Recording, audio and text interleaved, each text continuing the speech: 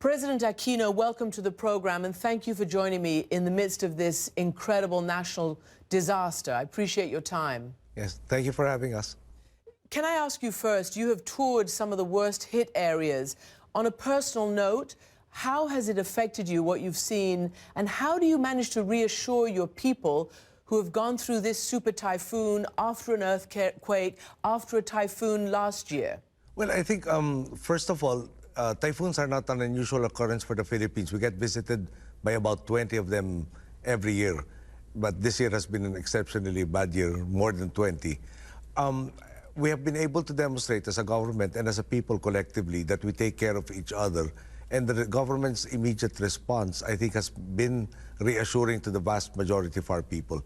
Our ability to take care of our problems rather quickly, except in this particular case, the foundation of our efforts rely on the local government units, and unfortunately, 2 or 3 were simply overwhelmed by the degree of this typhoon that affected us.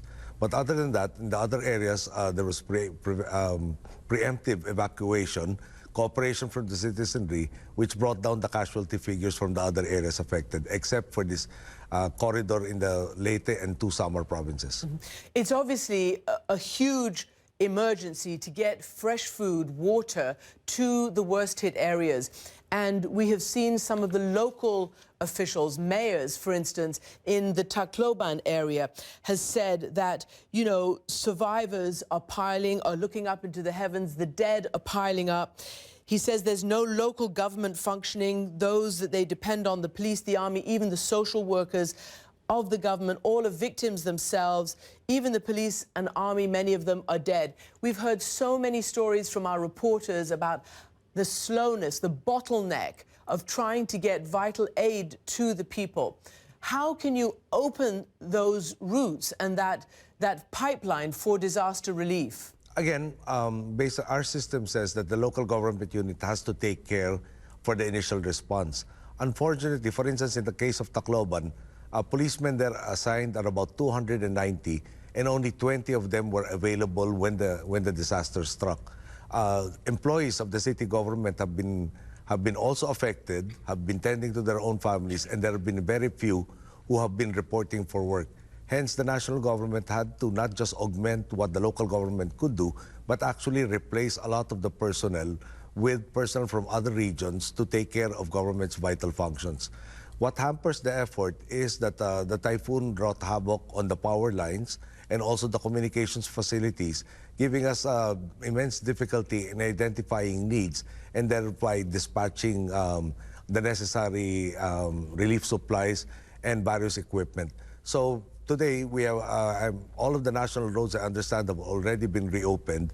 We're already working on the secondary roads, and most of the airports are almost back to normal operating levels.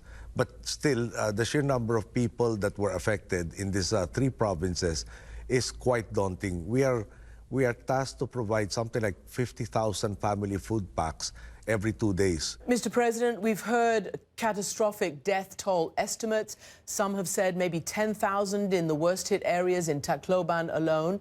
Your initial government estimates are about a couple of thousand dead. Do you expect the death toll to go much higher? What can you tell us about the number of dead? 10,000, I think, is too much, and perhaps that was also brought about by, how should I put it,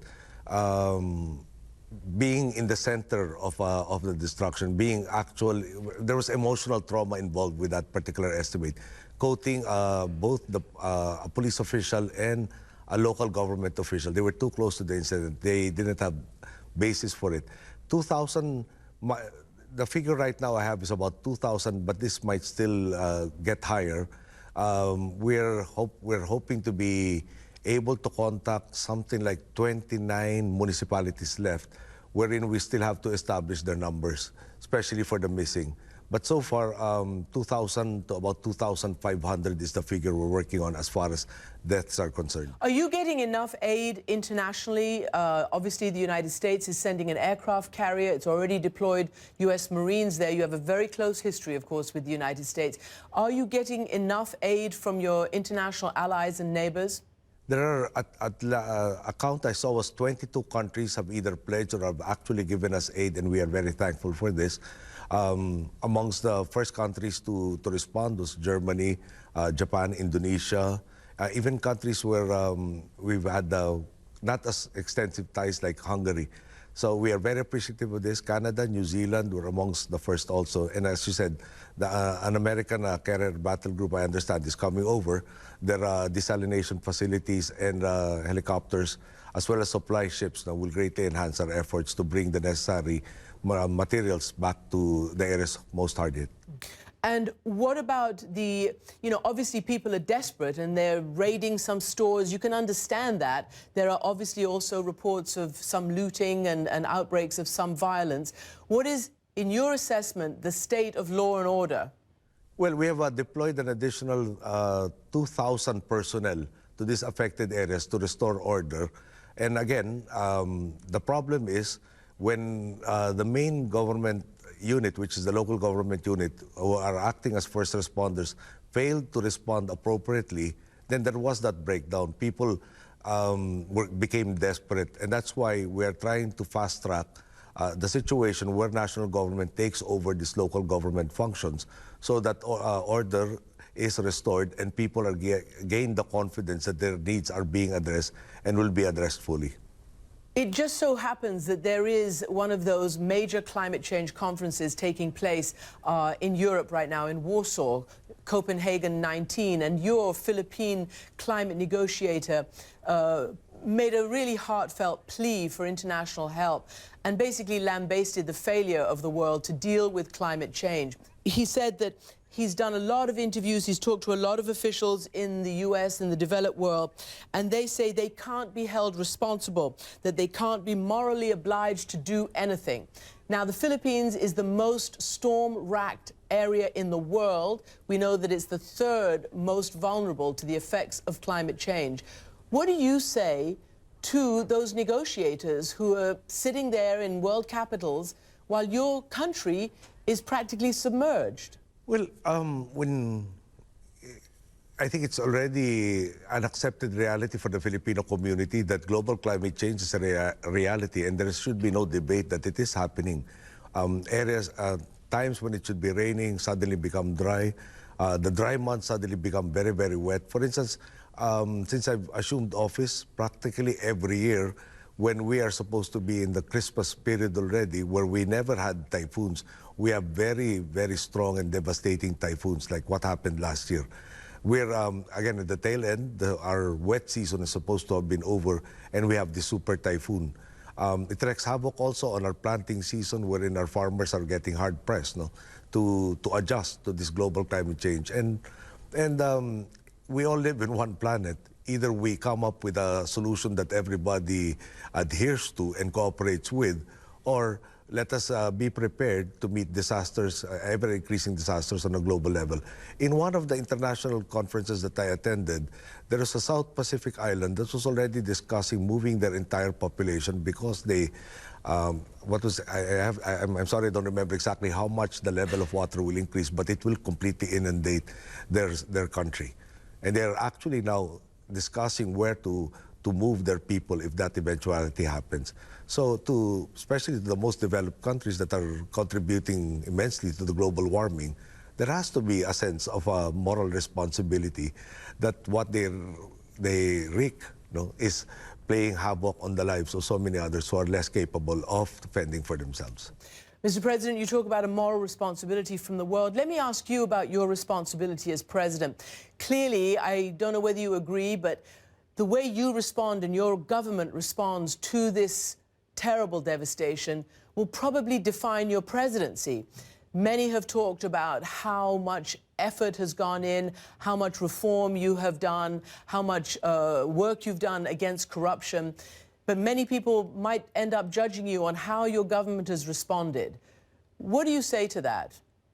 I think you can ask all of the governors, for instance, of the areas that have been saying that are making them aware of the dangers that were forthcoming from this typhoon, enable them to move their populations from danger areas and to safer areas and thereby minimize casualties. A lot of them, with the exception of Leyte province, eastern and western Samar have reported that practically, well, 1 or 2 casualties or even 0 casualties, wherein normally when we have a typhoon, you will also have ships that were traveling that would have sunk. Casualties in the hundreds probably didn't merit too much attention. So the knowledge, the geohazard mapping, the knowledge imparted to all of them must enable them to really reduce the risk inherent with all of these disasters that visit us. When you look to the future and you know what kind of place your archipelago occupies, it is just storm buffeted over and over again.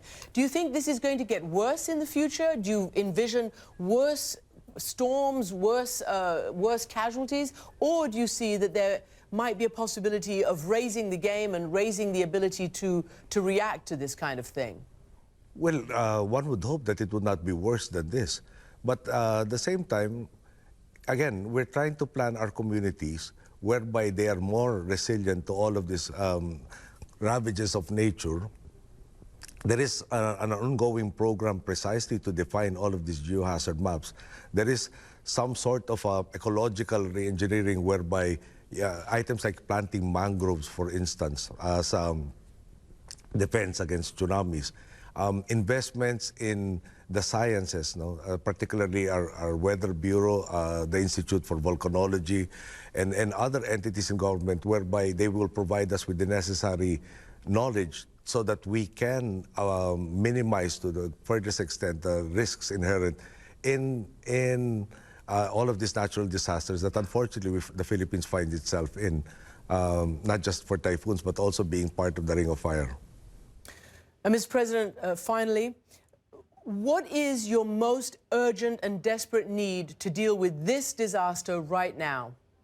Well, right now, I think the challenge for us after the relief efforts will be to rebuild the houses of tens of thousands of families affected. Quite a major outlay, and then the construction has to be better to withstand the ravages of this climate change. And also, later on, the mapping out of areas prone to storm surges. There's still, that I think is the next phase of the studies that we have to do to make our country more resilient to all of these natural disasters. We wish you the best, and we wish all the people in the Philippines the best at this terribly difficult time. Mr. President, thank you for joining me from Manila. Yes, thank you very much.